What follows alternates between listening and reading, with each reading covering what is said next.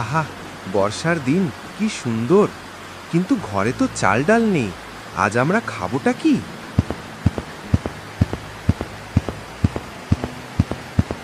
এই দেখো, আলুগুলো একেবারে পচে গেছে, এগুলো ফেলে দিতে হবে। ফেলে দেবে? এমনি ঘরে কিছু নেই, তার ভিতর আলুগুলো পচে গেছে। তো পচা আলু দিয়ে আর কি করব? ফেলেই তো দিতে হবে। না না, এগুলো ফেলে দিও না গিন্নি, এগুলো দিয়ে আমি একটা ব্যবসা করব। পচা আলু দিয়ে ব্যবসা? তোমার কি মাথা ঠিক আছে নাকি? তুমি শুধু দেখো, আজ বর্ষার দিনে আমি এমন চপ বানাবো যা দেখে পুরো গ্রাম অবাক হবে।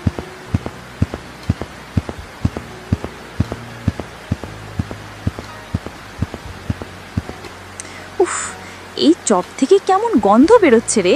কেউ খাবে নাকি এগুলো? তুমি বুঝবে না, এটা হবে অদ্ভুত চপ। বৃষ্টির দিনে মানুষ গরম গরম চপ খেতে চাইবেই। শুনে রাখো, যদি মানুষ অসুস্থ হয় তবে দায় তোমারই হবে। আহ, কিচ্ছু হবে না গিন্নি, তুমি চপগুলো একসাথে করো। বৃষ্টি একটু থামলে আমার আবার এগুলো বেচতে যেতে হবে।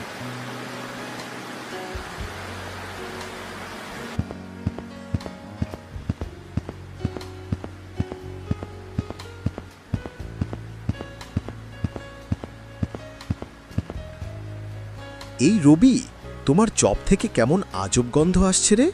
আরে চাচা, এটা কোনো সাধারণ চপ না, এটা অদ্ভুত চপ। খেলে শরীর গরম হবে, মন খুশি হয়ে যাবে। তাই নাকি? আচ্ছা, একটা দাও দেখি।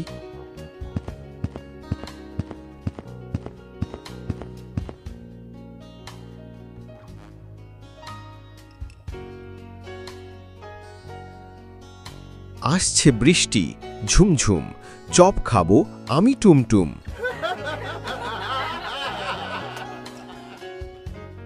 ভাই, আমাকেও একটা দাও, আমাকেও।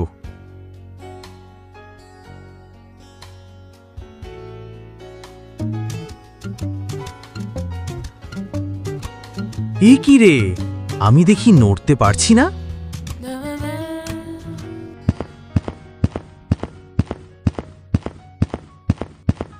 রবি, এটা তুমি কি করলে?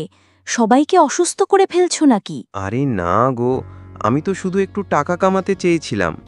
এখনই ডাক্তারকে খবর দিতে হবে।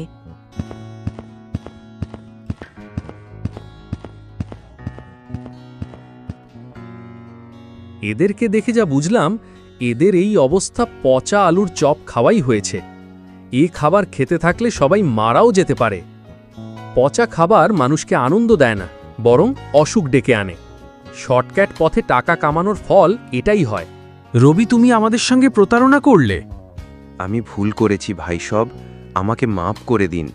কাল থেকে আমি নতুন করে শুরু করব, তাজা খাবার বানাবো।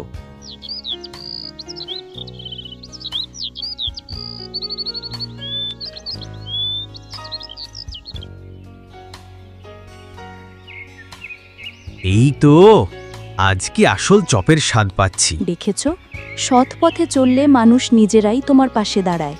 হ্যাঁ গো, এখন থেকে আর শর্টকাট পথে যাব না। নীতি কথা, শর্টকাট পথে লোভ করলে ক্ষতি হয়, সৎ পথে পরিশ্রম করলে একদিন না একদিন সফলতা আসবেই।